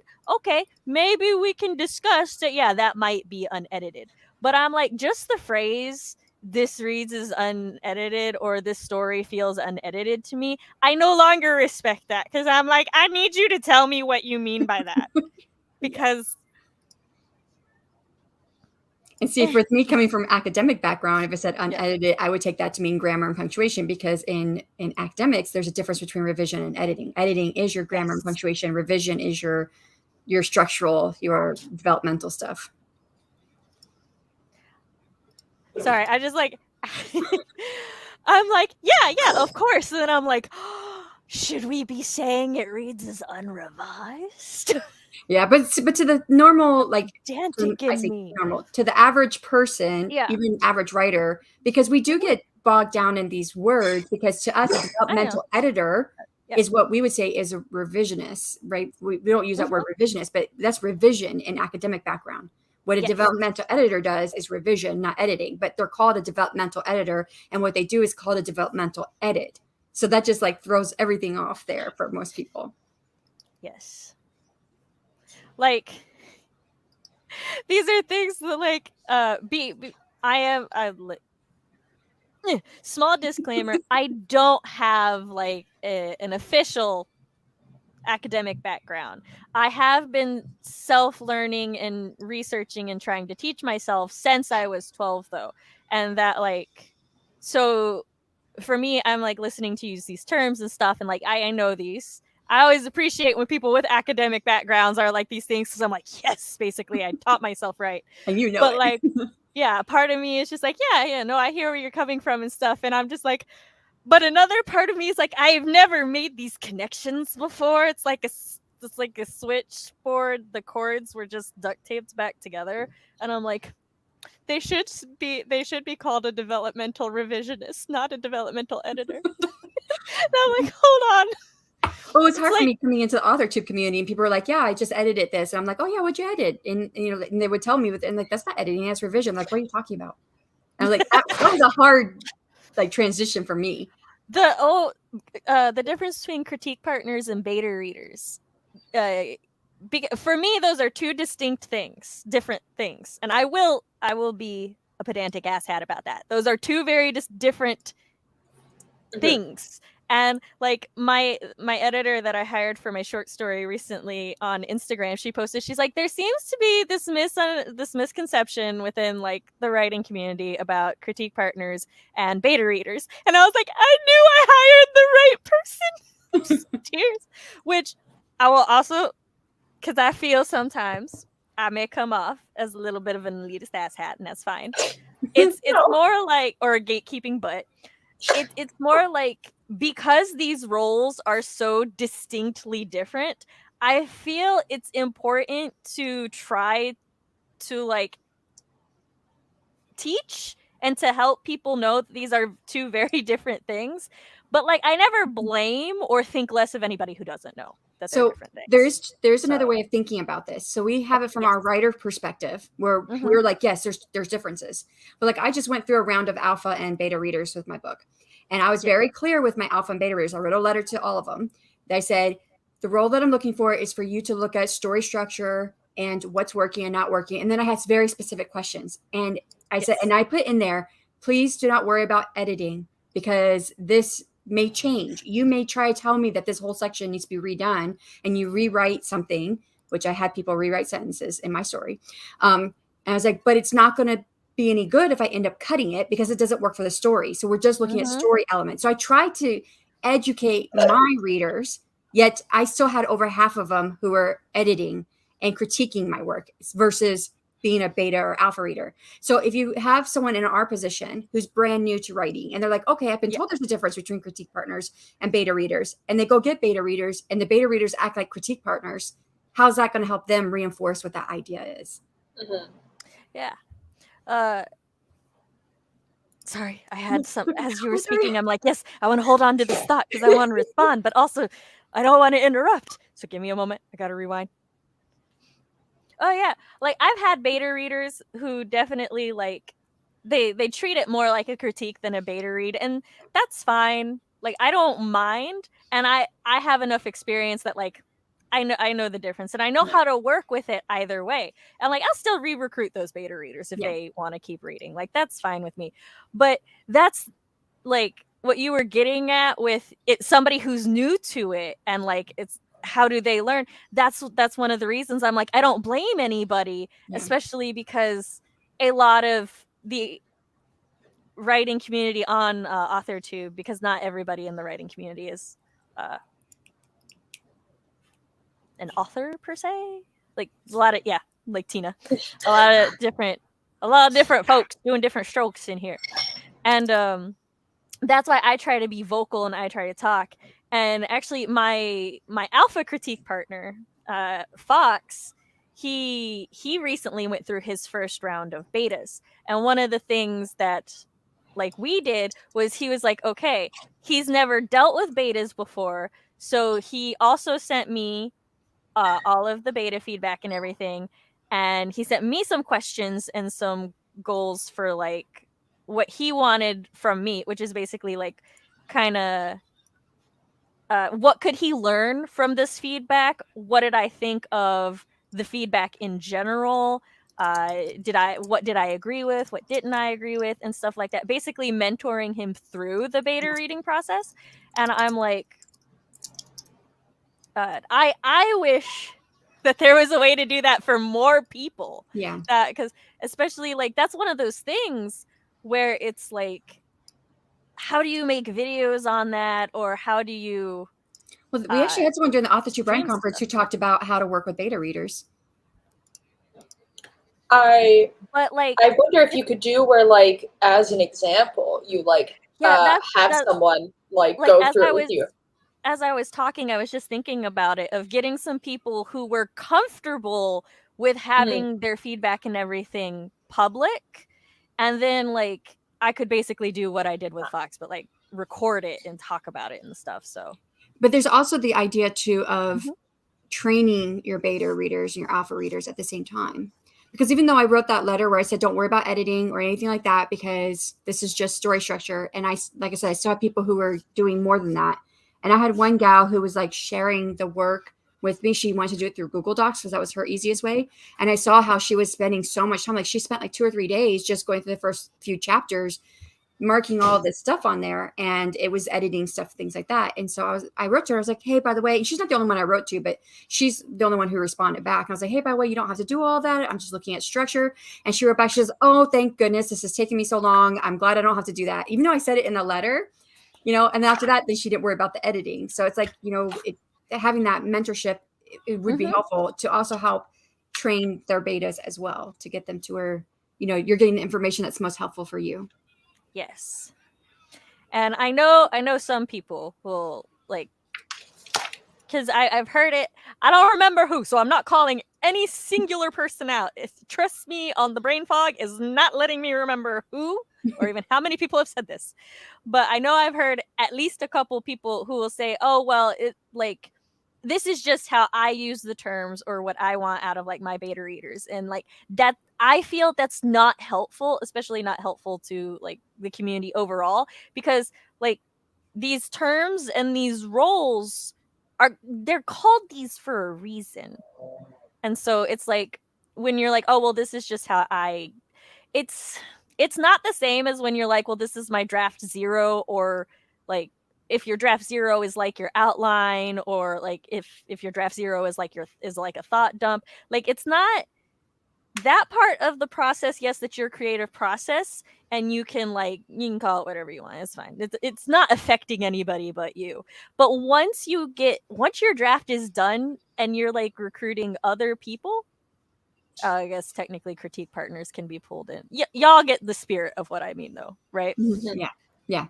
Just once you're pulling other people into it, that's when those roles and those terms matter, because you're communicating to other people what they're doing and what's expected of them.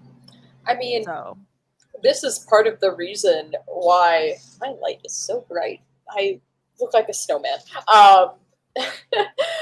this is part of the reason why, like, rather than calling my like little group, beta readers or anything, I specifically called it the nitpick crew, Yeah. because I wanted the nitpick details, not so much the overall stuff. If they gave me the overall stuff, that is fine, doesn't matter to me. um, although I do have some afterwards questions that are honestly just for my own personal amusement about like the more Nitpick, and structural then she stuff. like beta questions us. A little bit. Honestly, just for shits and giggles, I want to know.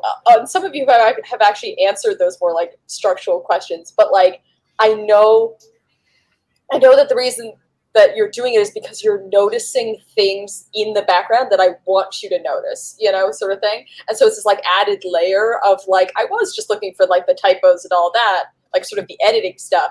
But you giving me the revising stuff is actually useful to know before it's released, Yeah, so you came up with your own term for Yeah, a role that doesn't have a term. especially And then not you in like, comics. yes. Because there's like, also no officially like critique partner or beta reader that like when I've heard other like comic people talk about it, they will just explain the role of the person rather than having a particular name. Like they'll be like, oh yeah, my artist friends look over these the pages and we share like exchange like before it's released. And it's like, oh, it's basically a critique partner then. But it's just that like, yeah, because they don't have those terms aren't really a thing. they're As far also as I not know. necessarily equatable with the Yeah. So Because I have where like yes. my critique partner is working on my comic outline, but even that we've had some fun stuff of like trying to figure out like sometimes her comments will be based on things that are going to be drawn that I don't put in my outline because in my head I know I'm going to draw it, and so, but honestly, I probably should start writing those things down so I remember in the way future when this stuff actually gets drafted. Because that's the thing too with comics is like the outline script writing phase and then the drawing phase. There could be years in between those phases. Yeah. But yeah, hey, it's me. Sorry, I'm like sneezing a lot. Yeah, what happened? All that cleaning you did today. Someone's talking shit about you. The Two very different answers. Nope, that's not what I wanted. Yeah, we'll stay with this. Oh, wait. It's a new banner. That's why it's all the way at the bottom. Laundry day. I'm trying. Haha. We'll take turns being behind the laundry. All right. Tina, would you like to count us down this time? Yes, especially because it's me zodiac sign. 3, 2, 1, go.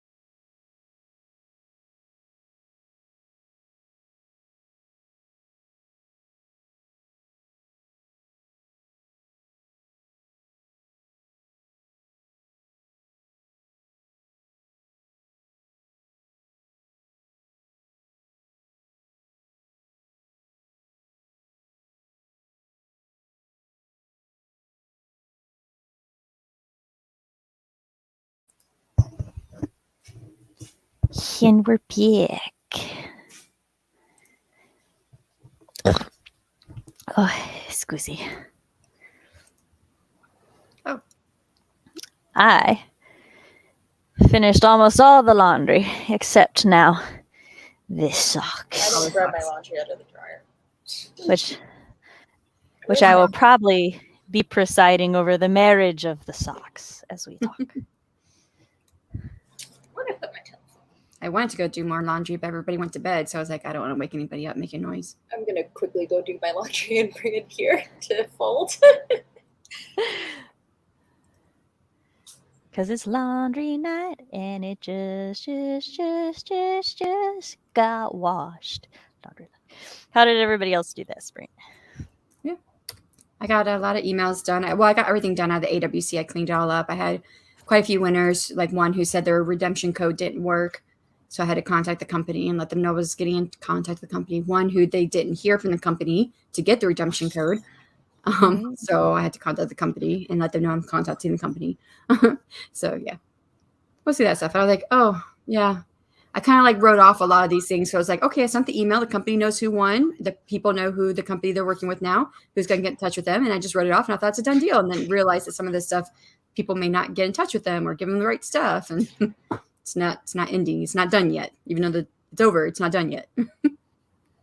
It's always a learning process. But like, I give kudos for the open communication because not like that you're letting them know, oh yeah, I got in touch with the company and stuff, because sitting and waiting and not knowing sucks. So I did feel kind of bad because some of them have like some of those emails came like 3 days ago, but I was like not with it. it's a weekend.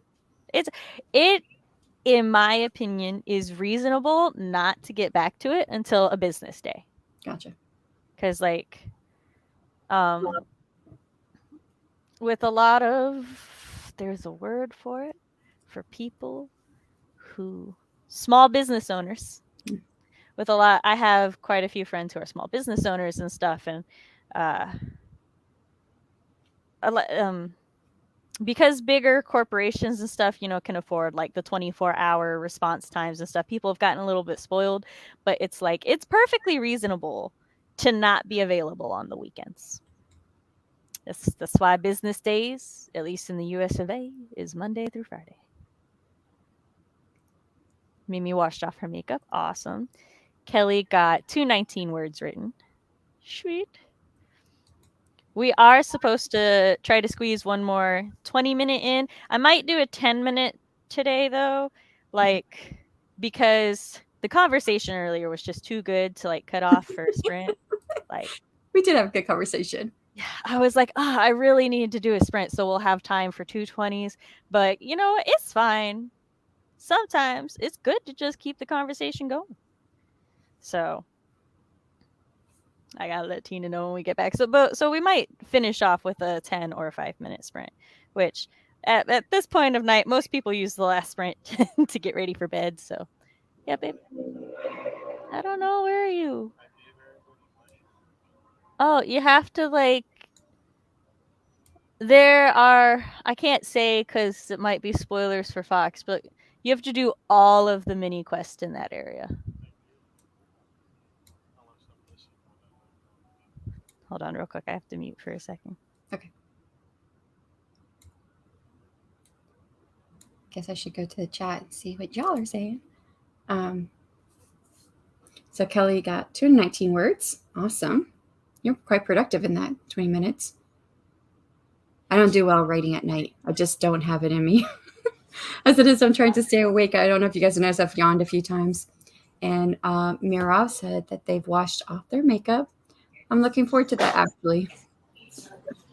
You don't want me to do that on screen because I look like a ghost.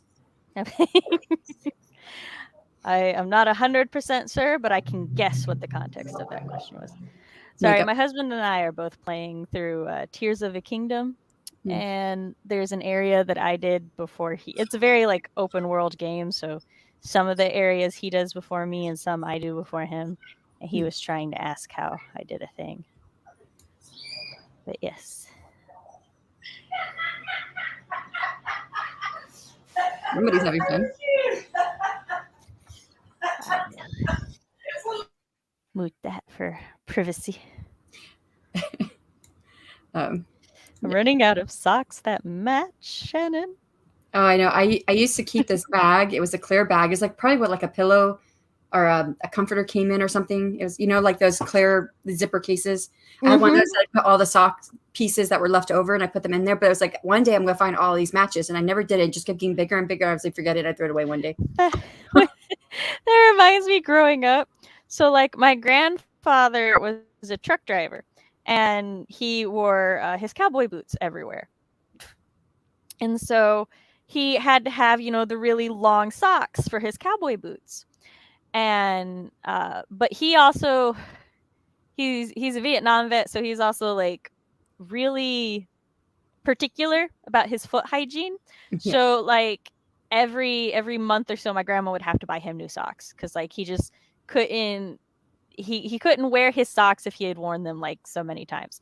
And so we had a big bag of basically just these big white socks. And it's like, if you can't find socks, just go in that bag and get get a pair of socks. Yeah. So, and that's what that reminded me of. And I had like forgot about it. So you said that and I was like, oh God, it's the bag of paw socks. So yeah, I got to go through our sock drawer and figure out like what socks just will never have a match again. Right. And I really do believe that the washer and the dryer, they eat them. They don't know where they go, but they get eaten. Also, welcome back, Tina. I had muted you for your roommate's privacy. I've unmuted you though, so I don't know if you want to. Yep, there you go. I guess her roommate has come for her attention. Also, so this is one of my maternity socks that I got when I gave birth to my middle. And I saw it on my daughter's foot the other day. And I was like, first of all, where'd you get that sock? Second of all, give me my sock back. Yeah. I would let you have it, but there's too much sentimental with this sock. Yeah. So I get that. And now I'm like, do I know where the match is though? Also, like this sock is deceptively warm because like look how thin it is. It's like well, I have so socks like that thin. from the hospital. My socks are warm too. I've had a lot of surgeries. So I've got a lot of those socks. I need more of that. Not more surgeries, just more of these more socks. I realized how my sentence could have sounded, and I'm like, I know. Why is washing off makeup such a pain though? Because like in my theory, it's because it comes at the end of a long day, and you've like already gone through so much, and you're just staring at yourself like, but do I need to? but this is effort. Especially if you want to do it in such a way that's like not going to damage your skin or your face. It's like, right. Which is like something I never thought about when I was younger. But as I've gotten older, I'm like, why didn't I think about this stuff when I was younger? Do you mean like 3 more 2-minute sprints? We can do that. Alicia, really? I'll be back on tomorrow morning. I got 219 words written on my whip. Nice. I don't remember if I read that, Kelly. I'm sorry if I already did. You didn't. I read it for you though. Okay. On a normal Monday night, I'd be down with you to do 3 more sprints. However, my husband's home tonight and he will be very upset with me. But normally he goes to bed by 9, so I can do whatever. Not sure how much writing will be done if we sprint again, but I got a lot of stuff done. A good word count on the 20-minute sprint and tons of edits on the 30-minute sprint. So a good writing night. Awesome. Sorry, there were like 2 ends and my brain was like turns of edit. And then I sounded it out. Shannon, may I ask what your zodiac is? Capricorn. Nice. We're on the opposite sides of the wheel. Yeah. Yeah. My mom's a Cancer. Nice. And my dad's a Libra. My husband's a Libra. Oh, nice. Yeah. My dad is a Leo. My dad is a Leo. My mom is a Sagittarius. My sisters are Aries. And my grandparents are both Virgo. So I like to joke that I grew up in a volcano.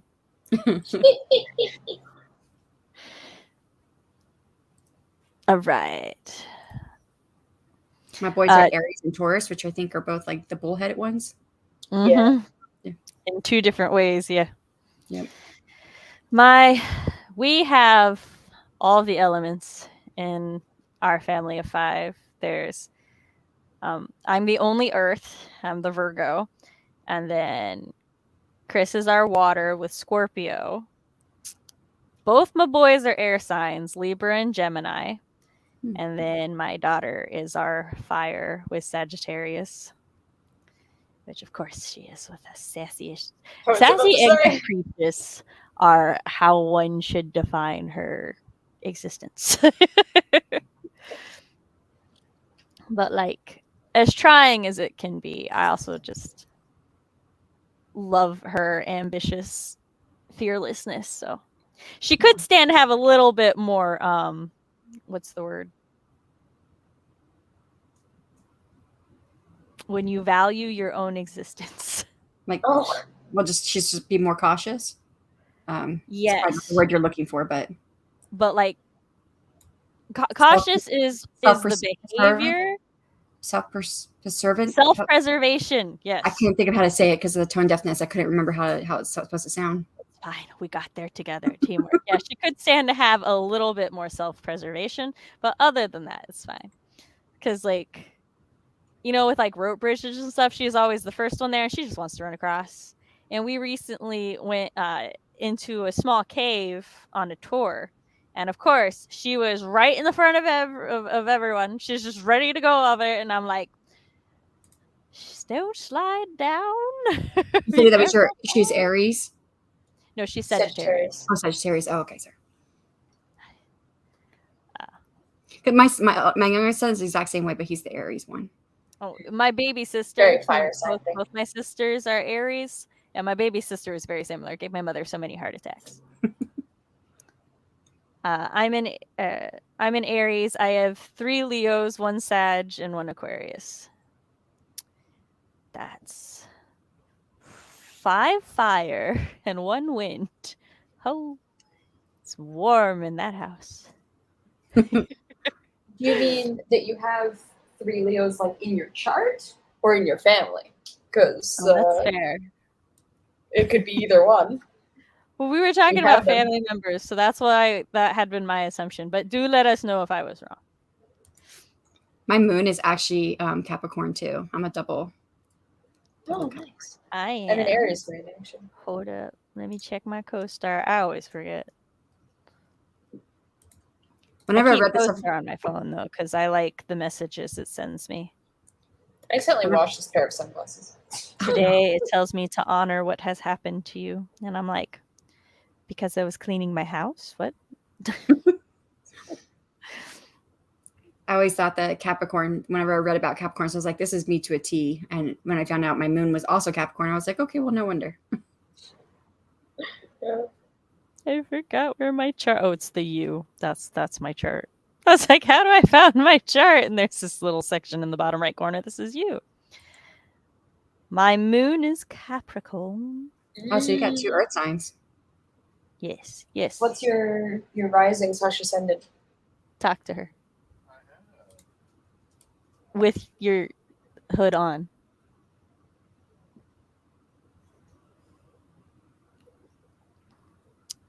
Sorry, what did you say? What's your rising / ascendant? Libra. Nice. Which is why I'm all about fairness, motherfuckers. Also trying not to fold my underwear.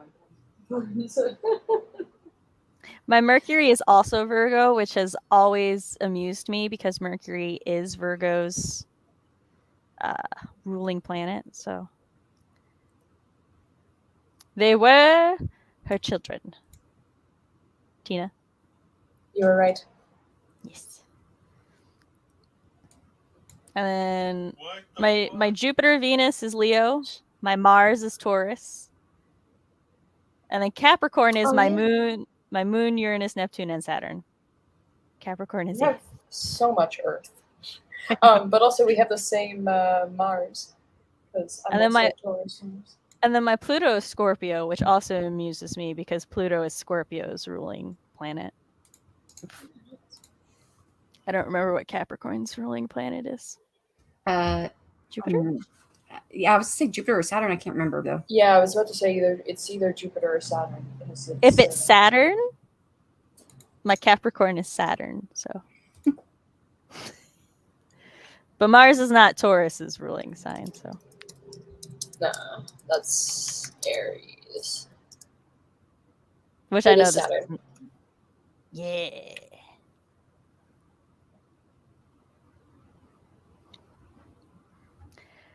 But yes, we'll go ahead and do our last. We're going to do a 10-minute sprint instead of a 20, Tina, because the conversation earlier was too good for me to try to cut it short. But this feels like a good place to try to squeeze in our last sprint. Sounds good. And then we'll check in with everybody and say our outros. So yeah, Cool. see y'all I wonder if I in. can finish all this laundry in 2 minutes. Maybe. Go, Tina! I believe in you. No, putting it back is the thing that will take a while. We shall see. 3, 2, 1, go.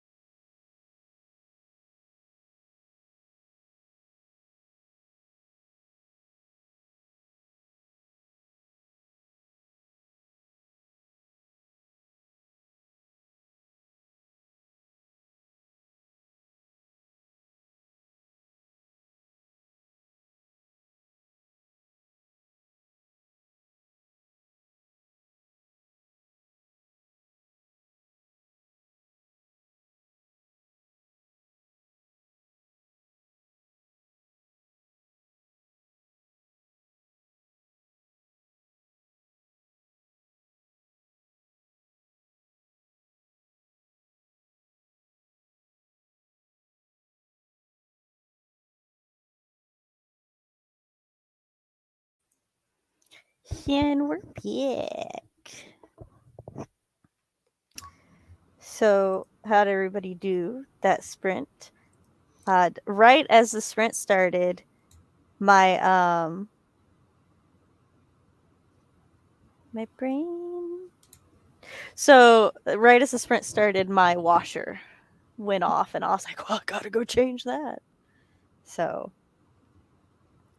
I got that switched. I got the socks put away, and then I started checking my emails. Which, excuse me, for parents out there whose children love reading and would also like to get them into audiobooks, Libro FM is a fantastic app for audio. I know Tina's like, Sam is obsessed with that app. I Yes, am. Margaret Kennard is too. She talks about it all the time. They have like book clubs on the app where basically you just sign up for a newsletter where you get every month they send you the sales for things related to that. And over the summer they do kids books for like $1. And a lot of them are geared toward younger kids and stuff, but some of them will also be for like middle grade or for YA, and it's just a really good deal. And even if you don't get the ones for $1, there's so many good deals on there, like for under $10 and stuff. My children have so many audiobooks now because their mother is a Virgo. And I like a good sale. So I was looking at those. My thing is going slow now. So it wasn't a good vibrant. Normally I do 3 sprints over 3 hours. I do a 30-minute and 2 20-minutes. But as sometimes happens, because this is a more social working stream, if the conversation is really good or everybody's having a good time, I'll let the socializing go longer, and then we'll do like smaller sprints. So we went ahead and did like a 10-minute like cool down sprint, or finishing up stuff and whatnot. Yes, we will always do our outros before goodbye. I will never leave you without putting up. I have a whole screen that says goodbye. So you will always know. But yeah. How did you two do? Did you two say how you did? We had it. Okay. I just looked up mermaid photos because I'm trying to think about making a mermaid timer. Oh, cute. I actually, how does one? We'll have to talk about how does one make a timer, because I've been thinking about making timers with my stuff, with my arts and stuff. I like timers. I just realized I could do where like for like comic pages, like especially my shorter comics, have a timer where like slowly each page comes up. Yeah. So you can technically read the comic by watching the timer.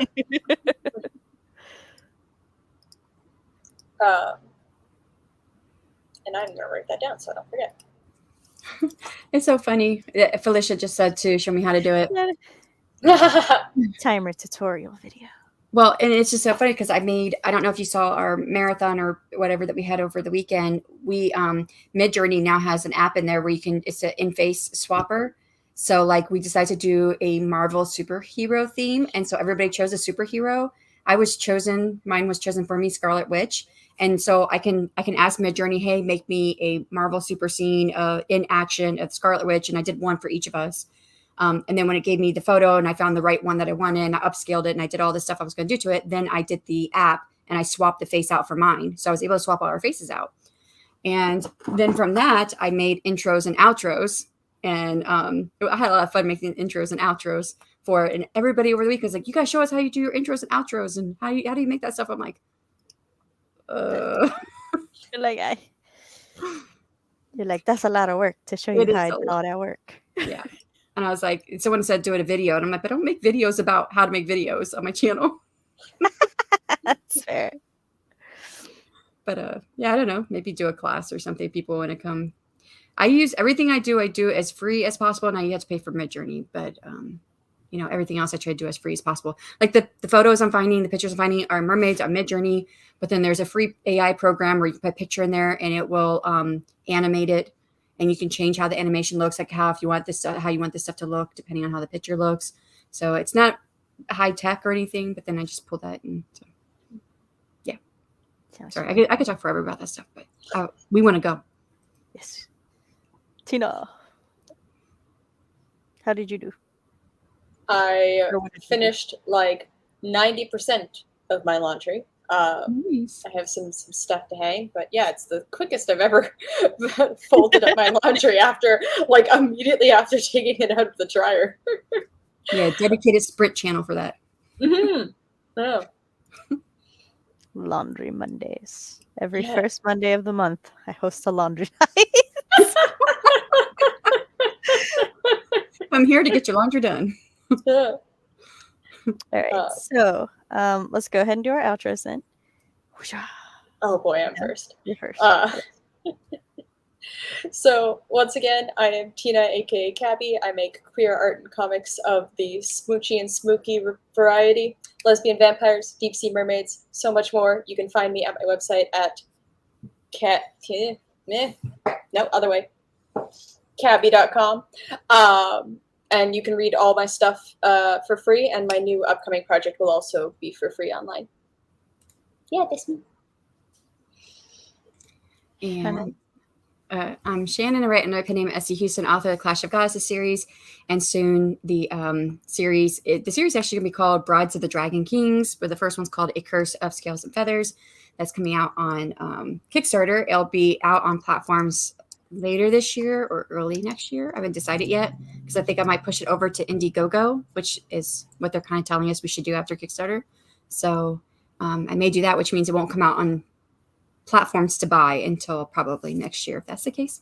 So please support the Kickstarter if it sounds like something you might be interested in. It is a fantasy romance about dragons in an epic fantasy setting, curses, of course, romance. It is a fantasy romance with romance being the main genre, but the fantasy setting is a huge part of the plot as well. And one half of the AuthorTube Writing Conference duo, which I think we might be doing another one next year because I've got some people on board who are saying that they have a lot they want to do to help us get it off the ground for next year, which I'd like to see if we can maybe not overlap with you guys for the Storytellers Hearth. But I know you said you guys don't really work that far ahead. We always aim for the last weekend of a month, but if something happens and we can't do the last weekend of the month, then we'll try to do whichever one works best for us.